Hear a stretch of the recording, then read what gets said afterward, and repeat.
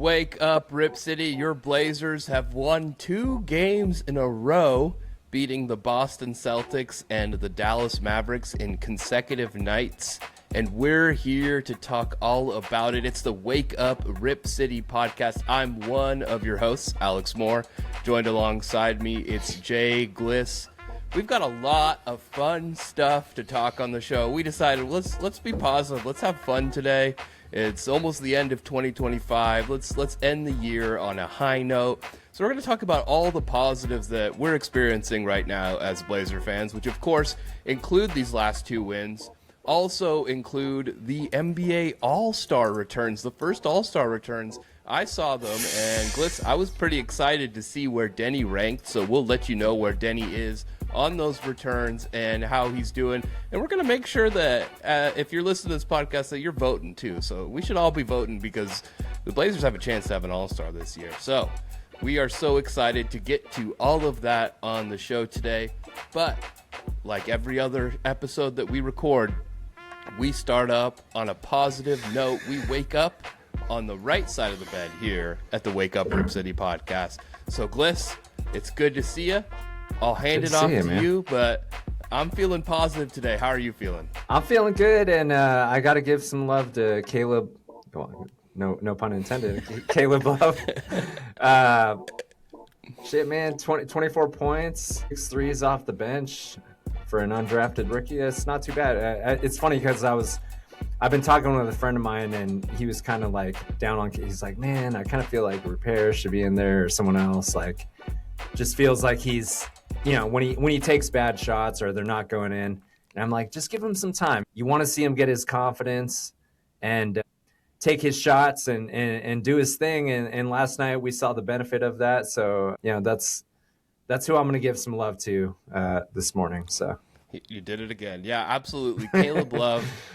I mean, we've talked about him on the show, how he can be very frustrating to watch, and he has been frustrating in moments. But we've also, as much as we touched on that, we've touched on how important it is through everything the Blazers have been through this season to have a player who's not scared of big moments. And that's Caleb Love. His whole college career, he was never scared of big moments. And he comes in the NBA. This is no different to him. You know, playing to shoot those threes down the stretch last night against the Mavericks, it's not a big deal to him. And that is so important for this team. They need someone who's willing to do that. Deni can't drive to the rack every play. It can't happen. And he needs someone to kick it out to. And so for Caleb Love to create problems for the defenses that are trying to guard the Blazers, because they have to legitimately, you know, make sure that they're connected with him on the defensive side of the ball, even though he's not shooting that well from 3 on the season, because he's dangerous at the end of games like that. And man, it's been so nice to see him. For him to step up is so incredible. And the last couple games, he's been shooting the ball well. And you know what, Gliss, I'm impressed with? The defensive side of the ball. Yeah. He's not afraid to get after it on the defensive side of the ball. I think he's been more than passing for the Blazers defensively. And that's all you can ask for kind of a guard who you would normally think should be getting hunted in switches and things like that. I think Caleb's been great on both sides of the ball. Really impressive last couple of games for Caleb Love, and just been fantastic to watch him. So he's a great pick, Gliss, for Wake Up on the right side of the bed. He's an obvious pick, you know, having 24 points last night. But man, it's been exciting to watch, and it's like, oh, the Blazers need he's the only guard on the whole roster. This is exactly what the Blazers needed. Yeah, and like I was telling my friend, I mean, you're going to have growing pains with a guy like that. He's kind of a streaky. Whenever I think of a streaky shooter, I think of when I was growing up as a kid. I think of a guy like John Starks. Sure. It's like, it's like you got to live with that. Like that's who that's what I was telling my friend. It's like that's who he is as a player. So you have to live with that, especially as a young guy. You got to let him kind of, you know, build that confidence and let him do his thing. And it's paying off the last couple games. He's playing well. And given, you know, we've talked endlessly about all the injuries that they have right now. They need, you know, they need a jump like that. So it's good to see him, you know, balling out when he gets his minutes. So if you play fantasy football, he's like a boomer bust flex Yeah. option. You know, it's like this guy's either going to win you your week or he's going to lose you your week, and that's Caleb Love. But last couple games, I would say it's been more on the boom side, and he's been very productive from the field, and just been very exciting to watch. For sure. And there's so many positives from this game, Gliss. I mean, hey, I just want to touch on this really quickly. The Blazers made some of their late game free throws. That was exciting to watch. Caleb Love went up to the line. He went 2 for 2. Shaedon Sharpe went up to the line. He went 2 for 2 with the game on the line. So that was great to watch. And I know people in the comments are always mentioning how, you know, we don't talk about Denny during the positive so much and the reason is because we're so used to him doing this. But I want to give Denny love because this shouldn't be normal for a guy to have 27 points, 11 assists, 9 rebounds, and us to pass that by. That's not a normal stat line. That's an incredible stat line. For sure. For Denny Avdija, it's become normal. He played so well, so under control last night. Awesome to see that also on national TV on the NBC broadcast. Mm-hmm. And so he was getting a lot of love on the NBC broadcast. We should talk about the broadcast too. I was not a huge fan of it. But we'll talk on that later. But Denny, fantastic last night. It's just the norm now. Yeah, man. I mean, like you said, we've almost kind of gone away from him because we expect so much from him, especially given the fact that they don't have a point guard basically on the roster. But yeah, he's been unbelievable. I mean, there's nothing really else to say about it. He's in All-Star consideration for a reason, and it's well deserved because what he's been doing this season, I mean, with the injuries, he's basically been keeping the Blazers afloat, like kind of in that conversation of being a playoff team. So, you know, there's not much more you can say about him except for the fact that if we gloss over him, it's just because we've gotten so used to the fact that he puts up this basically teetering on a triple-double every single game. Exactly. So if you're out there and you want to comment on our video because we've missed Denny and a couple of the positives, that's the reason. Trust me, we have not forgotten about him. We love talking about Denny Avdija. He's the guy. He's the guy. He's the man, 100%. And Gliss, I think something else that we should talk about with Denny, and I think we've talked about this, and it's been on top of my mind for a while, is his next step is developing that mid-range game. Mm-hmm. Whether it's a floater, whether it's that mid-range jumper that we see players like SGA use so much, so effectively, and it'll really combat all the kind of, you know, traffic he's seeing when he drives into the paint. I've started to see it a little bit. Yeah, I've seen it a couple times, and it's kind of money. Like he kind of will have that stop on a dime, put up that little mid-range jumper, and it goes. And so I'd love to see that more from him, and just be able to attack that, because that's something. If he starts developing that, now we're talking like, you know, not just a one-time All-Star kind of deal with Denny Avdija, you know. So yeah, that part of his game, we're seeing the beginnings of it. You know, these last couple weeks, and it's definitely great to see. Yeah, especially for a player that gets, you know, he can get to the hoop so easily. He can get to the free throw line when he doesn't finish at the rim. Yeah, that adding that to his game is definitely something that is kind of a next level thing for, you know, an all-star caliber player. And if he adds that, you know, he can hit the three. And he's probably one of the best in the NBA, at least this season, at getting to the rim or getting to the free throw line. So yeah, if he can really start to, you know, add that to his game on a consistent level, then look out, because that's going to be hard to stop. You know, I mean he's already a handful, but if you add that, that's definitely, you know, kind of a next level thing. And, of course, after we kind of recap this game and the positives for the Blazers, we will touch on Denny's all-star potential, specifically the fan vote. Kind of a surprising revelation in this first reveal from the fan vote. So we'll talk on that a little bit later in the episode. The other thing, well, there's many other positives I want to talk on, but Shaden Sharp is just becoming a pure scorer, and it's happening right in front of our eyes, Gliss. I mean, now I kind of am expecting him. I don't know what his 3-point percentage is on the season, but it's rising. I know that.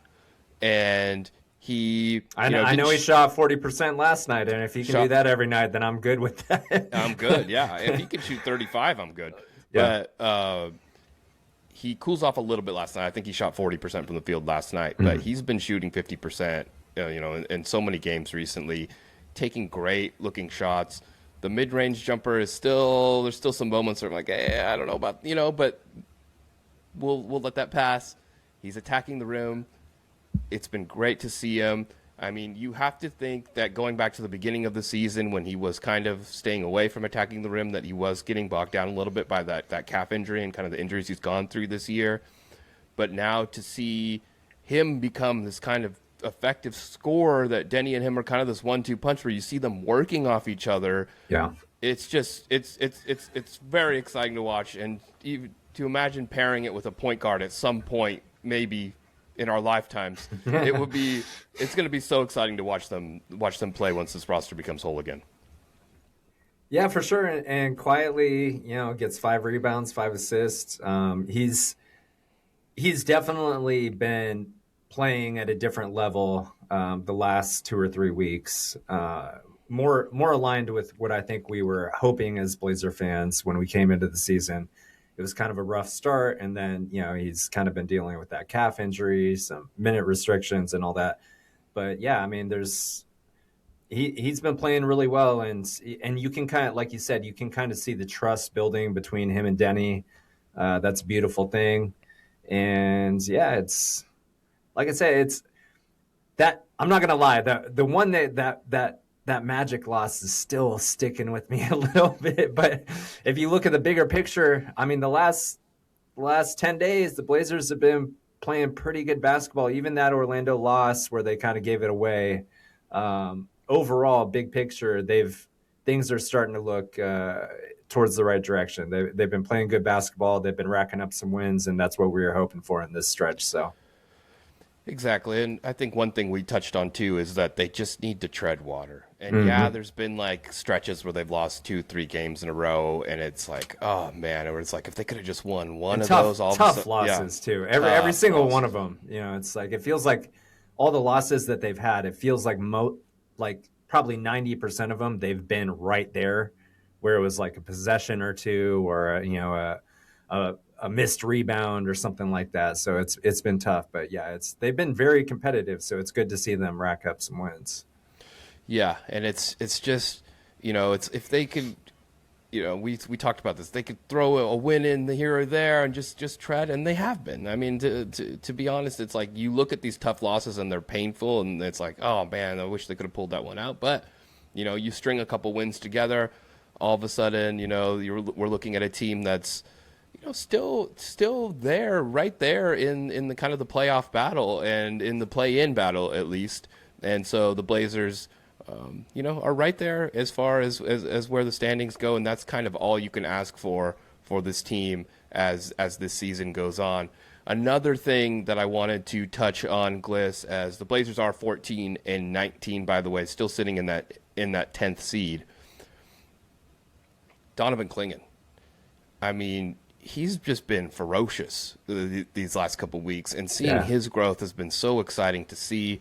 I think some of the things that Blazer fans wanted to see him improve on was his touch around the rim and being able to be effective on the offensive side of the ball around the rim, and he's been doing that. He's a great offensive rebounder, and he's just been attacking, and that 3-ball is all of a sudden becoming a thing. I mean, like, he's been on fire from 3 last couple of weeks. He's shooting it with confidence. But what I love the most is he's picking his spots correctly. Yeah. It's those moments where I've seen him open, but he knows it's not his time to shoot it. The Blazers kind of fakes it and gives the extra pass. Yeah, for sure. Yeah.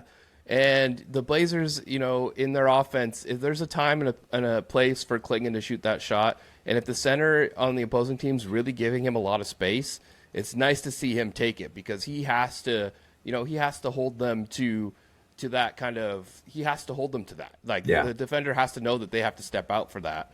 And now in the NBA and the way that he's shooting it lately, they have to honor that. And so for him to shoot it has been so exciting, but for him to make the right play has been so fantastic, and he's just been a beast. So so many positives right now, and that's exciting. And coming off of a time when things were really negative for a long time, it's exciting to just look at this team and like, okay, there's a lot of good things that are coming, especially with still no point guards.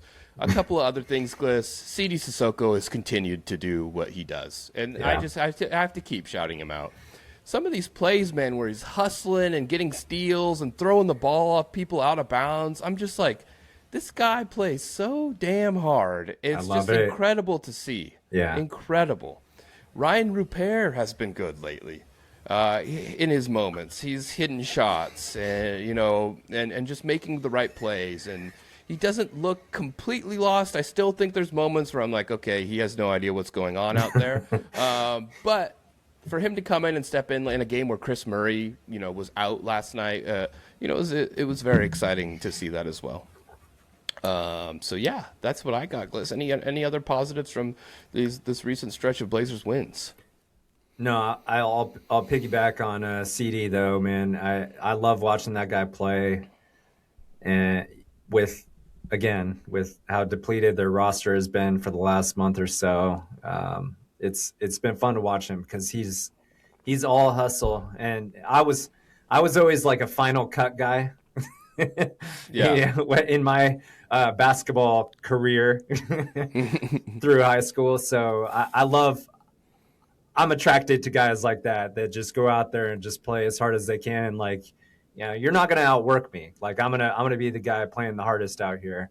I love it. Yeah, I'd like to piggyback on that. He's been a lot of fun to watch during this last stretch. So, okay, before we get into the all-star reveals of kind of the first votes coming back, let's talk about the NBC broadcast last night.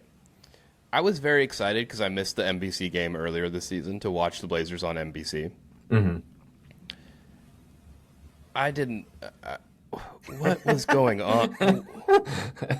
The Austin Rivers and Jamal Crawford are on the benches. I was like, okay, I'll give this a shot. Yeah, I'm interested in this, and it kind of worked. But man, it felt like a Mavs home broadcast at times, just like really talking up the Mavs. They talked up Deni too, but it's like the momentum switching this game. You can feel it. I feel like they said that every 5 minutes, and it was like, yeah, the Mavs did come back in the fourth quarter, and did take the lead and stuff like that. But it's like, I don't know, man. I just was like not super happy with the quality of the broadcast. I don't know what they were doing. It's just like, I thought like the bench thing would maybe last like a couple minutes and then they'd come back, but they were just sitting there the whole game. And I was just like, what is going on? And like, I don't know, man. I just was I was a little disappointed in the broadcast. So I guess if we're going to touch on one negative thing today, it would be like, what the hell was that?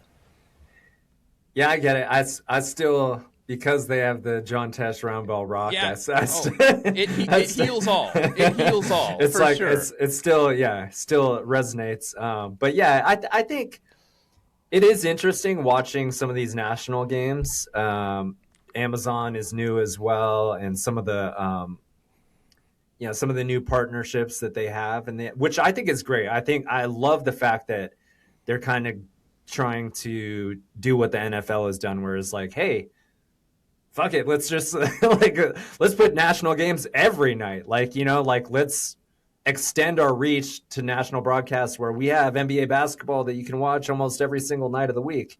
I love that. I love the exposure for the league, especially as a basketball fan. When I'm not watching the Blazers, the fact that I can turn on, and most of the matchups are pretty good most of the time. So I like that.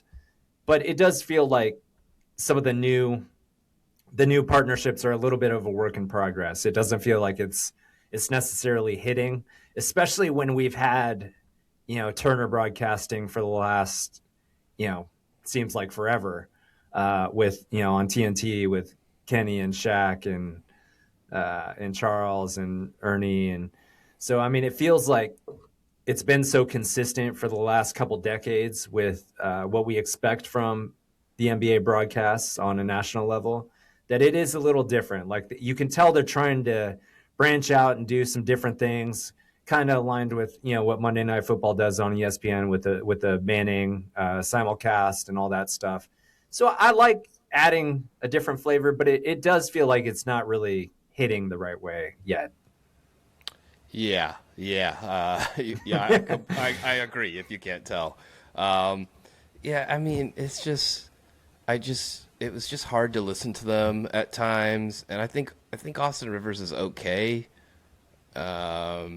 It was interesting having him sit next to the Blazers bench and just hearing him talk. I'm just like, this is weird, man. It was just weird, and I don't know. It's just something about it was just uncomfortable, and it just never caught on. And I was like, man, I miss Calabro and Lamar Hurd for this game, So Yeah. shout out to them for doing such a great job. Home cooking. But yeah, home cooking exactly. But man, did not like it. I was not a fan. I don't know what that was. Okay, let's get back to some good news, Gliss. And this is the first NBA All-Star vote returns. I don't know about you, but I've been voting quite a bit. I want the Blazers to have an All-Star, of course I do. So I've been voting, and they come back, and in 7th place on the West All-Star returns is Denny Avdija. Look at that.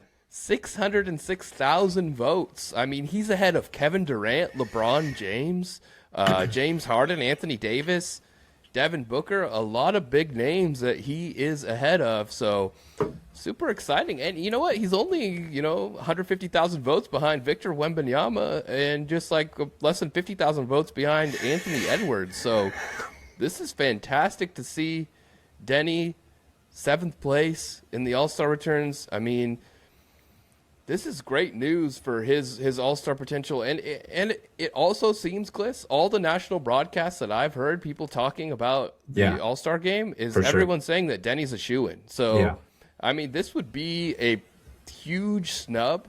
I'm not gonna rule it out because I don't rule out anything at this point. Like that he might not make it because he might not. I mean, that could still happen. I will say that would be criminal though to be that. Where he's at in the fan voting, and the numbers he's putting up, it would feel very awkward if he doesn't make the All-Star team at this point.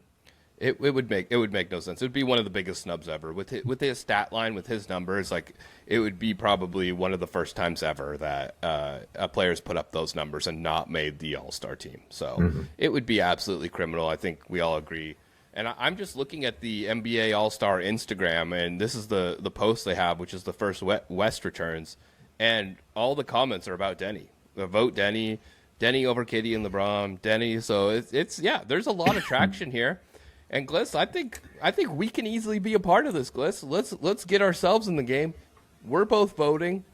If you're listening to this podcast, get out the NBA, get out the app, go online, go to NBA.com and right vote. Now. We'll put a link in the YouTube description, so go vote for Denny. He's right there, guys. He's right there. If we want Denny to be an All-Star, let's make it happen. So that is what we're looking at right now. Super exciting to see. I was surprised at this returning list. I did not expect him to be this high. I expected him to be on the list, but not this high. Yeah, I totally agree. I didn't see this one coming. I think there's probably a little international flavor coming into play here, which is a great thing. I mean, the NBA has embraced the international, aspect of the game, so that's a good thing. But yeah, I was definitely surprised. I did not see him being that high. Like you said, I could see him being on the list, but I didn't expect him to be where he's at in the early returns for sure. I mean, ahead of LeBron is crazy. Even though LeBron's, turning 41 and, has in his I don't even know what season it is. He's like as old as I am. Yeah, and to see him there, but to see Denny ahead of him and Durant if you would have asked me before this and said, "Will Denny be ahead of Durant and LeBron?" I would have said no. So to see that is crazy. I mean, and this is the fan vote, and this is a huge part of the process. Obviously, the coaches and the media will also be involved, and the players, I think, have a vote too. So, there's more parts to this process and everything like that. And for him to be a starter, he would obviously have to get a lot more votes. So, but like I said, there's only one way to make that happen, and that's for you to go out there and vote. So check the link in our description. I'll make sure it's there for you guys to click and vote for Denny for the NBA All-Star Game. Gliss, anything else before we sign off here? It's probably our last pod of the year. The Blazers have one more game this year, Gliss, and it's their last game against the Oklahoma City Thunder. Thank goodness. But, of course, they have to finish out the year against the Thunder. But, yeah, Gliss, anything else before we sign off here? No, man. I hope they can stop blowing leads like they have been. But wins are wins, and that's all you can ask for. Just keep racking up W's and just stay in the mix until they get healthy, because I do feel like this team is on the path to at least one of the playing spots. And if they can get absolutely healthy, then who knows? Like maybe they can move up. I feel like the West is not that intimidating outside of OKC. So there's a lot of good teams. It's kind of spread even. There's a lot of good teams, but it feels like you could jockey your way into a higher spot if they could get fully healthy. So I'm looking forward to the new year to see if we can get some health and keep racking up some more wins. And it's been a fun season. If anything else, like I was telling my friend last night, I feel like and I think we talked about this on one of the podcasts, like I've maybe adjusted my expectations, and that's not really fair. This is still a young team that we're kind of hoping to take the next step. And in reality, like they're in almost every game and they've been fun to watch. And so just enjoy the ride. That would be kind of my takeaway going into the new year is like, as Blazer fans, let's like just sit back and enjoy the ride, because this team is really fun and they're on the right path. Just, think about what could come in the future when they get when Damian Lillard on the roster next year. And once Drew Holiday gets back healthy, I think there's a lot of positive things to look forward to as a Blazer fan. I completely agree, Gliss. And that's a great note to go out on 2025 on, is that this team has been in so many games, has played so well, has played through adversity, and we should be a little bit more appreciative and a bit more thankful to watch every game, knowing that they have a chance. They have a chance, yeah. even with just being absolutely decimated at the guard position by injuries. Like the Blazers are in it, and I know everyone's itching to get players back and stuff like that, and the Blazers aren't really telling us when people are coming back, but at this point you just got to be like, it'll happen when it happens, and when it happens it's going to be exciting to see a point guard play basketball again. So I can't wait for that to happen in the new year. The Blazers take on the Thunder tomorrow at 5 p.m. Then in 2026, they start off the year against the Pelicans on the road, and they'll take on the Spurs following that, and then the Jazz. So, not the hardest schedule, not the easiest schedule. Definitely some wins in there. Definitely should be some wins in there. So exciting to see that. And hopefully in 2026, we will get to see Damian Lillard make his return to the Blazers in a Blazers jersey on the court. Maybe not this season, but maybe next season. Mm-hmm. We'll get to see Scoot Henderson come back on the court. We'll get to see Drew Holiday again. We'll get to see Matisse Thybulle. We'll get to see Blake Wesley. That is what we are looking forward to in 2026, and it's super exciting. So let's enjoy this team. They're 10th in the West despite everything that has gone down, and that's exciting to see. So like Gliss was saying, there's an opportunity for them once they get healthy to maybe make a run and maybe climb up the standings a little bit as well. This has been the Wake Up RipCity podcast. We'll be back in 2026 as well. You'll get to see us too. We're gonna keep making shows, keep making episodes. We love doing this. It's super fun. It's super exciting. We love interacting with you on YouTube. Please keep commenting, telling us ways we can improve, telling us ways we can get better, saying nice things too. You can do that if you want to. We like that. But please subscribe. Please like the video. It does a lot for us, and we really appreciate it. And we're gonna keep talking Blazers basketball, and we're gonna keep improving this podcast as well in 2026. So 2026 is gonna be a good year for us too. Gliss, Happy New Year. Enjoy it. Go Blazers. Hopefully the Blazers can go into Oklahoma City and steal a win. You never know. That's right. But this has been the Wake Up RipCity podcast, signing off for 2025.